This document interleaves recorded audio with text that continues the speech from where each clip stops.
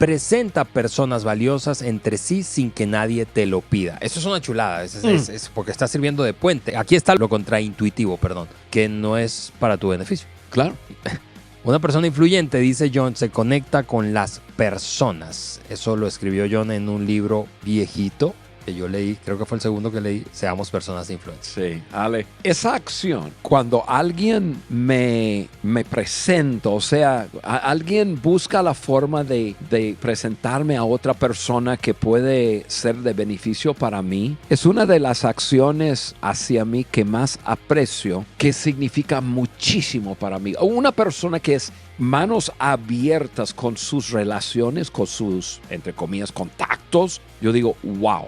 Esa es una persona extraordinaria. ¿Sí? Ese hecho significa que la persona ha aprendido que la vida no es una competencia, la vida es para compartir.